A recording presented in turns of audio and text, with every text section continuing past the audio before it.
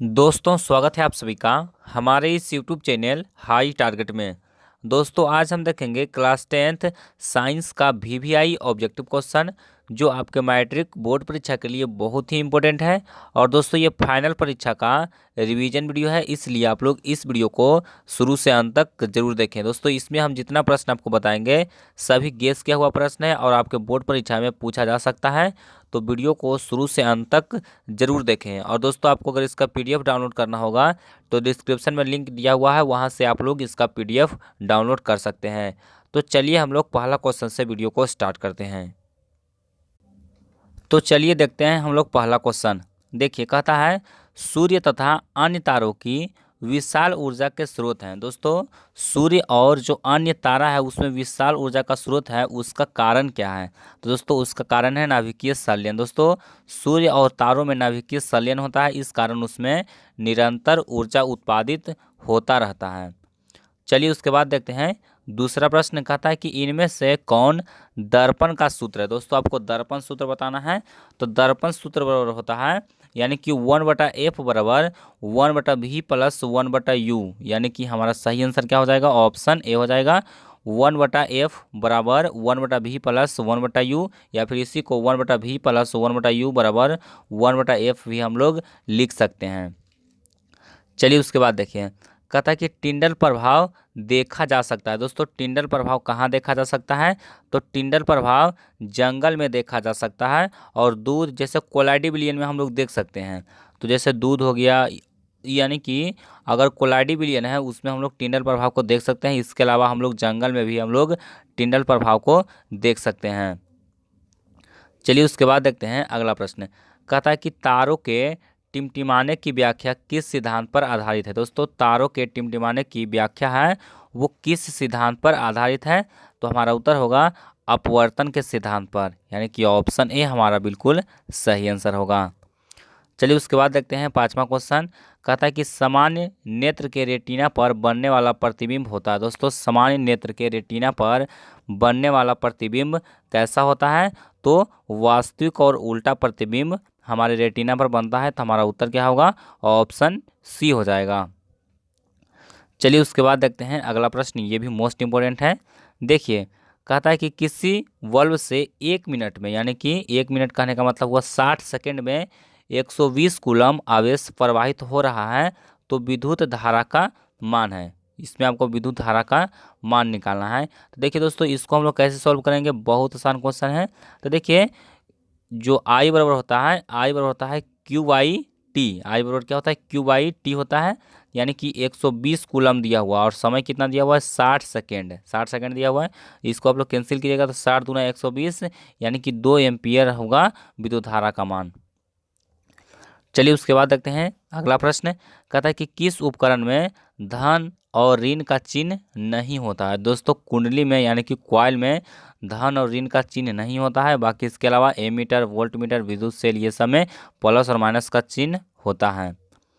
चलिए उसके बाद देखिए कहता है कि लघु पतन के समय परिपथ में विद्युत धारा का मान, यानी कि लघु पतन के समय विद्युत परिपथ में विद्युत धारा का मान क्या होता है? तो बहुत अधिक बढ़ जाता है, यानी कि ऑप्शन ए हमारा सही होगा। चलिए उसके बाद हम लोग देखते हैं नौवां प्रश्न। कहता है कि विद्युत चुम्बकीय प्रेरक की खोज किसने की? दोस्तों डायनेमो है वो विद्युत चुम्बकीय प्रेरण, यानी कि विद्युत चुम्बकीय प्रेरक पर कार्य करता है। तो विद्युत चुम्बकीय प्रेरक की खोज किसने किया? दोस्तों विद्युत चुम्बकीय प्रेरण और विद्युत चुम्बकीय प्रेरक दोनों एक ही चीज़ है। तो यहाँ पर पूछा गया है कि विद्युत चुम्बकीय प्रेरक की खोज किसने किया? तो माइकल फैराडे ने किया, यानी कि हमारा उत्तर क्या होगा? ऑप्शन ए हो जाएगा, फैराडे ने। चलिए उसके बाद देखिए कहता है कि एक उत्तल लेंस होता है। दोस्तों एक उत्तल लेंस होता है वो कैसा होता है? तो देखिए उत्तल लेंस देखिए इस प्रकार का होता है, यानी कि किनारों की अपेक्षा बीच में कैसा होता है? मोटा होता है। तो हमारा उत्तर क्या होगा? किनारों की अपेक्षा बीच में मोटा है, यानी कि ऑप्शन सी हमारा बिल्कुल सही आंसर है। चलिए कहता है कि अवतल लेंस का आवर्धन एम बराबर होता है। दोस्तों अवतल दर्पण अवतल लेंस में आवर्धन एम होता है वो किसके बराबर होता है? तो यह V/U के बराबर होता है, यानी कि ऑप्शन डी हमारा बिल्कुल सही आंसर है। चलिए उसके बाद देखिए अगला प्रश्न बहुत इंपॉर्टेंट है और बार बार ये प्रश्न पूछा जाता है कि गोलीय दर्पण में फोक्सांतर एवं वक्रता त्रिज्या के बीच संबंध है, तो एफ बराबर क्या होता है, r/2 होता है। एफ बराबर r/2, देखिए एफ बराबर क्या होता है, r/2 होता है। तो r बराबर क्या हो जाएगा, r बराबर हो जाएगा 2f, यानी कि ऑप्शन ए हमारा बिल्कुल सही आंसर है। चलिए उसके बाद देखिए, कहता है कि मानव नेत्र में, दोस्तों मानव नेत्र में क्या होता है, तो मानव नेत्र में एक उत्तल लेंस होता है, यानी कि ऑप्शन सी हमारा बिल्कुल सही आंसर होगा। चलिए उसके बाद आते हैं अगला प्रश्न में।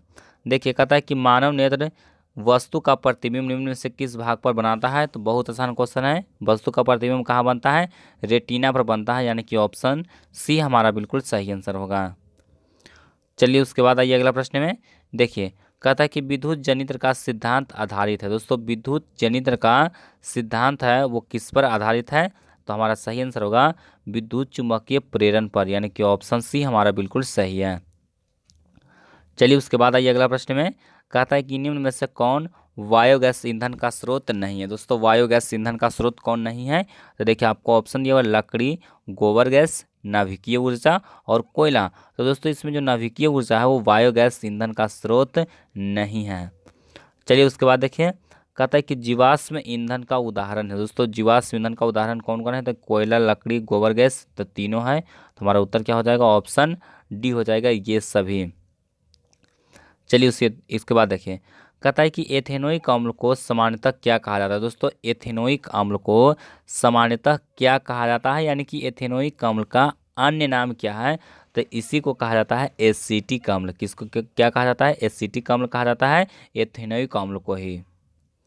चलिए उसके बाद देखिए, कहता है कि भारतीय संगीत प्रणाली में संगीत के कितने सुर हैं, तो संगीत के 7 सुर हैं।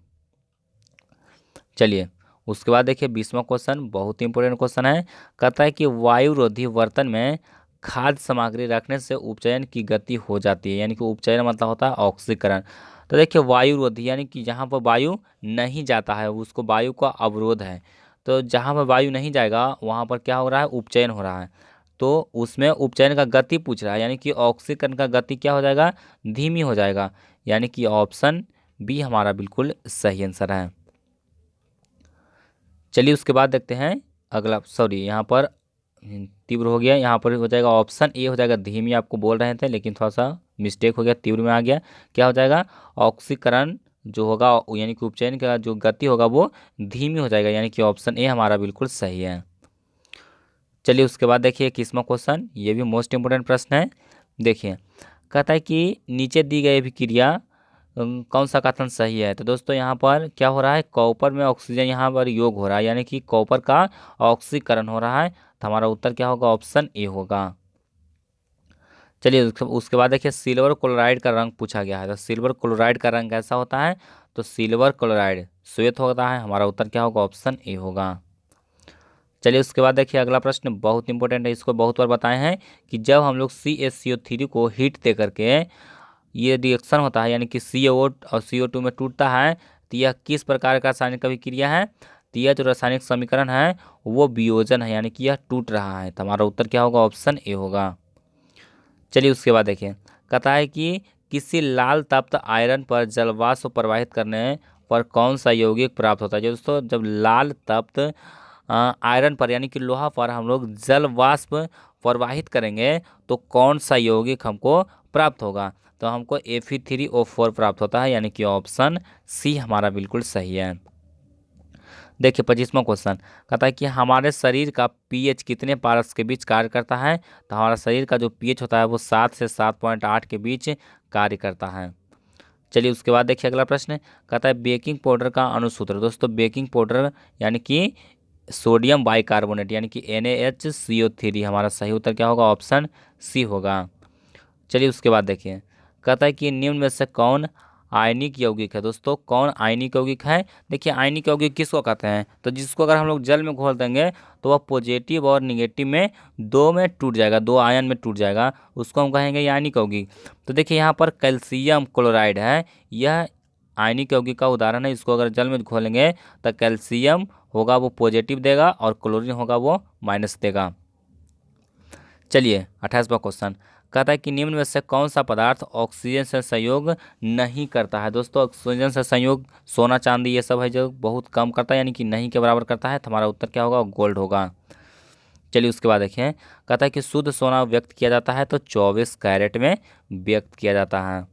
चलिए, कहता है कि वायुमंडल में CO2 गैस की उपस्थिति 0.03% बहुत आसान क्वेश्चन है, इसको आप लोग याद कर दीजिए।